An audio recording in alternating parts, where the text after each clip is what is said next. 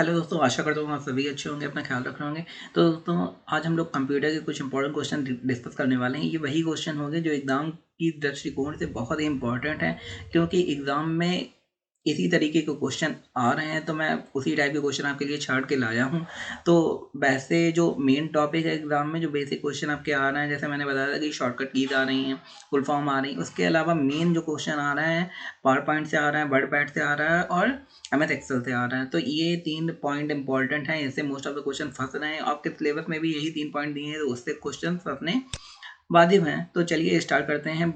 हम लोग क्वेश्चन देखते हैं कि कैसे क्वेश्चन कंप्यूटर में आ रहे हैं। तो सबसे पहला हमारा क्वेश्चन है, किसी डॉक्यूमेंट के प्रत्येक पेज पर शीर्षक, पेज नंबर जैसी सूचना डालने के लिए प्रयोग किया जा सकता है। तो वो होता है हेडर और फुटर। अब सपोज करो ये पेज है, इसी जिसमें आप देख रहे हैं यही पेज है, तो ये हमारा हो गया हेडर। तो हेडर क्या होता है कि कोई अगर आप हेडिंग डालते हैं किसी डॉक्यूमेंट में, वो एज अ हेडर दिखाई पड़ती हैं। तो ये हेडर हो गया, और जो सबसे नीचे हेडिंग पड़ेगी वो फुटर कहलाएगा उस डॉक्यूमेंट का। तो वही पूछा गया, पेज का शीर्षक जो डालते हैं वो क्या कहते हैं, हेडर, और जो पेज के नीचे होता है उसे फुटर कहते हैं। आगे क्वेश्चन दिया है, विंडो एक्सप्लोरर है। भाई विंडो एक्सप्लोरर का नाम आपने कभी सुना होगा, जो विंडोज़ में यूज़ होता है लैपटॉप में, तो वो एक वेब ब्राउज़र है। मोस्टली क्रोम यूज़ करते हैं लोग। किसी वेब पेज को रिलोड करने के लिए कौन सी कमांड है? भाई कोई वेब पेज है सपोज करो आपके पास, और आपको रिलोड करना है। रिलोड माने सपोज करो आपने कोई वेबसाइट खोल दी है और वेबसाइट सही से खुली नहीं है, तो एक रिलोड का ऑप्शन आता है, उसमें आप जब क्लिक करते हैं वही वेबसाइट वही पेज दोबारा खुल जाता है। तो उस ऑप्शन को कहते हैं हम लोग रिफ्रेश। ठीक है, आगे देखते हैं, किसी वेबसाइट पर सूचना को देखने के लिए प्रयोग किया जाने वाला प्रोग्राम है। तो कोई वेबसाइट में सूचना मतलब सर्च करते हैं और कोई भी चीज़ टाइप करते हैं तो वो हमारी स्क्रीन में दिखाई देती है। तो कौन सा प्रोग्राम है जिससे हम लोग सर्च कर सकते हैं? तो वो वेब ब्राउज़र है, कोई भी ब्राउज़र आप यूज़ कर सकते हैं। वह सर्च इंजन जो इन्फॉर्मेशन के लिए कई सर्च इंजनों को लगातार रिक्वेस्ट भेजता है और रिजल्ट को कंपाइल करके दिखाता है, वो होता है मेटा सर्च इंजन। अब क्या होता है, आप अगर गूगल सर्च इंजन का यूज़ करेंगे तो जो भी गूगल सर्च इंजन के अंदर इन्फॉर्मेशन होगी वो आपको दिखाई पड़ेगी। याहू में याहू वाला दिखाई पड़ेगा। लेकिन मेटा सर्च इंजन क्या होता है, वो सारे सर्च इंजन की इन्फॉर्मेशन को कंपाइल करके आपको सबसे अच्छे रिजल्ट देता है।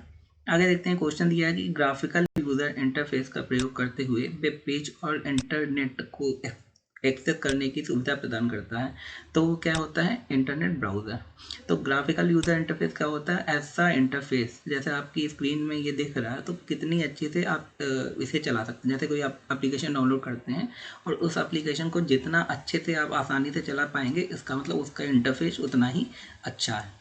आगे देखते हैं, क्वेश्चन दिया है कि लोकप्रिय सर्च इंजन गूगल की उत्पत्ति गूगल शब्द से हुई। इसका अर्थ होता है, मतलब उसका क्या अर्थ होता है, वो होती है एक संख्या जिसके बाद 100 शून्य होते हैं। तो गूगल का अर्थ ही ये है, एक संख्या जिसके बाद 100 शून्य है। आगे देखते हैं, वर्ल्ड वाइड वेब में ब्राउज़र है।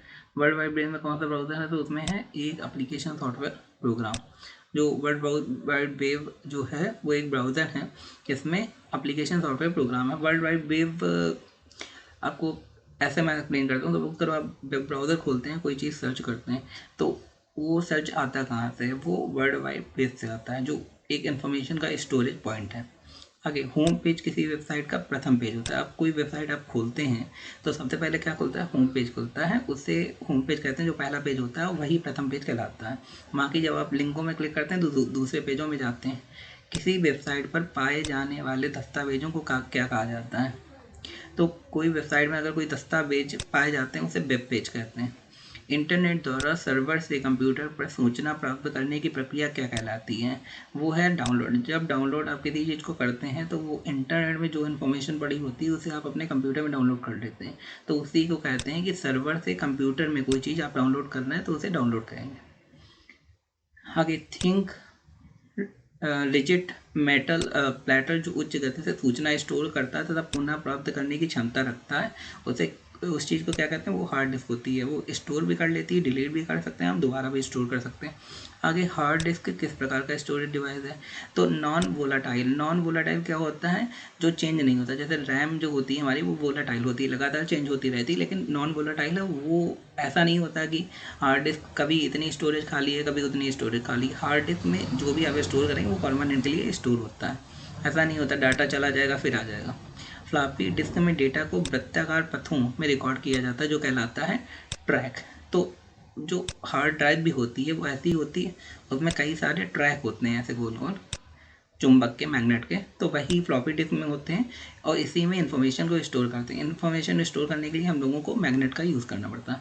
आगे, वह मेमोरी डिवाइस जिसमें एक्सेस टाइम डेटा के लोकेशन पर निर्भर नहीं कहलाता है, उसे कहते हैं रैंडम डायरेक्ट एक्सेस मेमोरी या रैंडम एक्सेस मेमोरी जिसे कहते हैं, जिसमें डेटा जो होता है हम लोग तुरंत एक्सेस करते हैं। कोई भी अगर अपने एप्लीकेशन खोली वो सबसे पहले रोम में जाती है, देन हम लोग उसे यूज़ करते हैं। कंप्यूटर में हार्ड डिस्क क्या है? कंप्यूटर स्विच ऑफ होने पर भी सूचना स्टोर करता है, उसी को हार्ड डिस्क कहते हैं। मतलब आपका डेटा कहीं डिलीट होके नहीं जाएगा। आगे, CD रोम तथा CD RW में क्या अंतर है? RW माने होता है रीराइट। तो CD RW को राइट किया जा सकता है, पर CD रोम को केवल रीड किया जा सकता है। यहाँ लिखा है रीड ऑनली मेमोरी और यहाँ पे राइट भी करा जा सकता है, लिखा है ये राइट। तो दोस्तों, ये रहे कंप्यूटर के कुछ इंपॉर्टेंट क्वेश्चन। अगर आपको हमारा वीडियो अच्छा लगा, हमारे चैनल को लाइक शेयर सब्सक्राइब जरूर करें। ऐसी वीडियो के अपडेट पाने के लिए नोटिफिकेशन आइकन को क्लिक कर दें। धन्यवाद।